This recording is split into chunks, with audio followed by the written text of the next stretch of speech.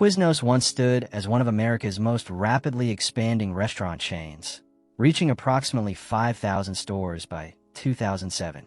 Fast forward to 2019, and they operated fewer than 1,000 locations, a staggering 80% reduction in just over 10 years.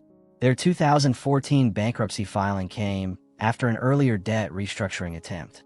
Let me be blunt, Quiznos has been struggling significantly. If anyone can show me evidence suggesting otherwise, I'd be genuinely interested, because from where I stand, this represents a catastrophic decline. Now, let's address the elephant in the room immediately: those sponge monkeys. I'm honestly at a loss for words about this advertising campaign. Opinion remains divided. Some consider it advertising genius. Others view it as a complete disaster. Personally, I find myself chuckling despite everything. It's remarkable that this might become Quiznos' most memorable legacy. Regardless, I'm determining that this campaign didn't meaningfully influence their trajectory, positive or negative. So let's dig deeper into more substantial causes. The only other marketing effort I recall is their Toasty campaign, where commercials ended with that catchphrase. This highlighted their signature feature, toasting sandwiches. This differentiation actually defined their competitive advantage from day one. The beginning.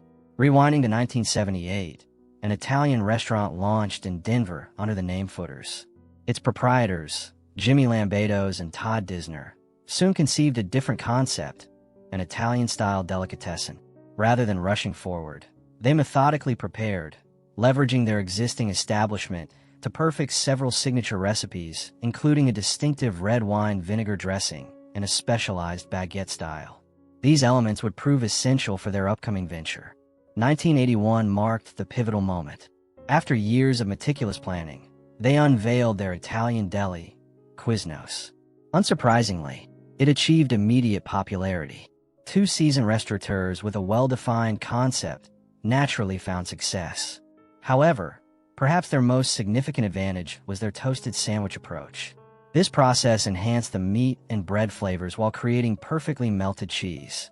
It seems obvious in retrospect, but Quiznos pioneered this technique at commercial scale, billing themselves as the home of the toasted sub, widely recognized as the first to implement this systematically.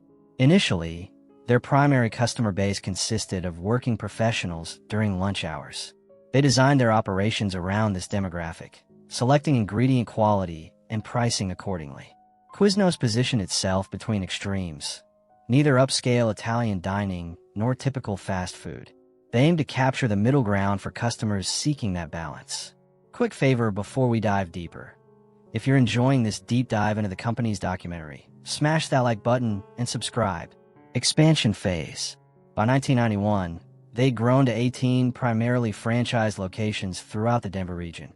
The original founders then sold to a father-son duo, both named Rick Shadden. The son assumed the more prominent leadership role, and their focus centered on aggressive expansion.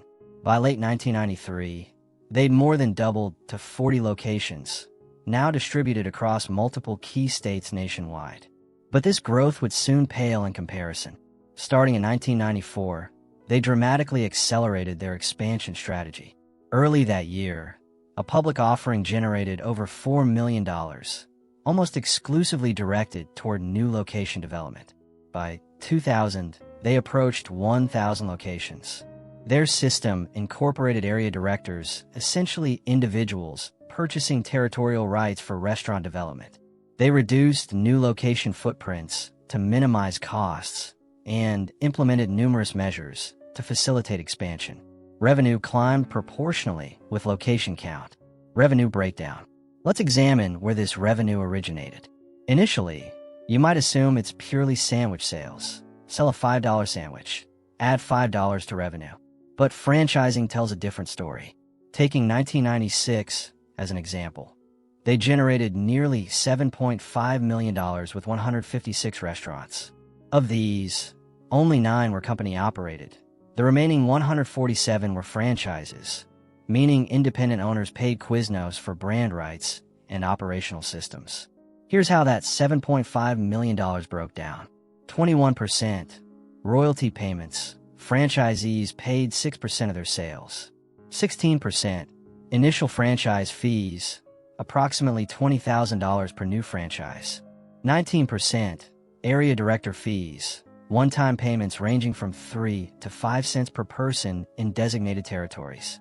3%, miscellaneous revenue, primarily bookkeeping charges. 2%, interest income from financing provided to area directors. 36%, company-owned store sales, those 9 corporate locations. 3%, temporary holdings, locations briefly owned before resale to franchisees. So Quiznos' profits extended well beyond simply selling sandwiches, going private and peak growth.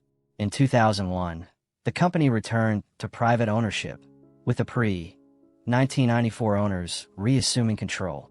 Expansion continued aggressively. By 2003, locations doubled to 2,000. By 2007, that number more than doubled again to 5,000. This represented their absolute peak in terms of store count. Since then, they've experienced steady, continuous decline. The franchise problem. While numerous factors contributed to this downturn, their franchise management arguably represents their most critical failure. Several dimensions exist here. First, Quiznos appeared indifferent toward their franchisees, and that sentiment was mutual. As a franchisee, you're bound by corporate dictates. You can't source your own bread. You must use approved suppliers. This makes sense. Their brand reputation depends on consistency and quality standards across all locations. This arrangement shouldn't create problems since franchisees and corporate Quiznos theoretically share aligned interests. Given that Quiznos derived substantial revenue from franchise operators, keeping them satisfied should be paramount. It would be foolish to mandate something like, you must purchase tomatoes from this specific vendor at $500 each. Yet that's essentially what transpired, albeit exaggerated. In 2000, Quiznos established a subsidiary called American Food Distributors, mandating that all franchisees purchase food and paper products exclusively from this company which Quiznos owned. Remember that detail. The distributor began charging excessive amounts for supplies, with numerous claims indicating prices far exceeding industry standards.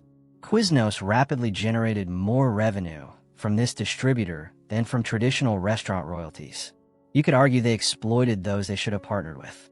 This made profitability extremely difficult for franchisees. The lawsuit count is staggering. The primary case settled in 2009. When franchisees can't profit, dissatisfaction spreads, leading to poorly managed locations. Many operators simply quit, forcing Quiznos to recruit replacements. Quality control issues. This brings me to another point, and I mean no disrespect to past Quiznos operators, but the franchisee quality wasn't optimal. Given their breakneck expansion pace, opening hundreds or thousands of locations annually, how selective could they realistically be?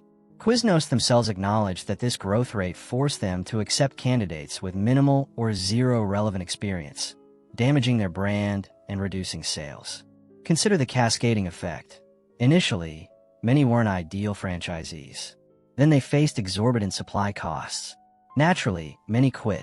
This necessitated finding even more operators, but by this point, industry awareness had spread.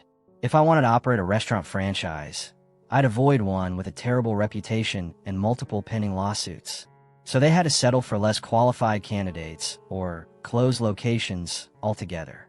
As you shrink and become a smaller enterprise, that means reduced advertising budgets, potentially lowering sales at remaining locations, further frustrating franchisees. See the downward spiral? That's how you plummet from 5,000 locations to 800 in roughly a decade.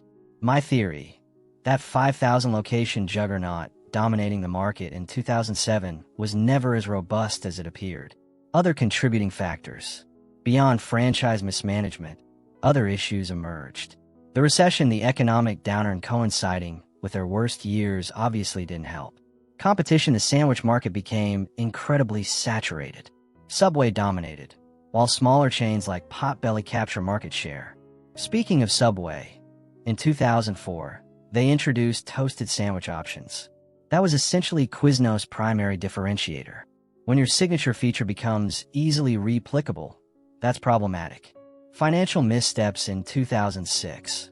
A leverage buyout gave a private equity firm 49% ownership, while saddling Quiznos with approximately $900 million in additional debt. This led to an out-of-court debt settlement in 2012, followed by formal bankruptcy in 2014. In 2018, High Bluff Capital Partners acquired the company.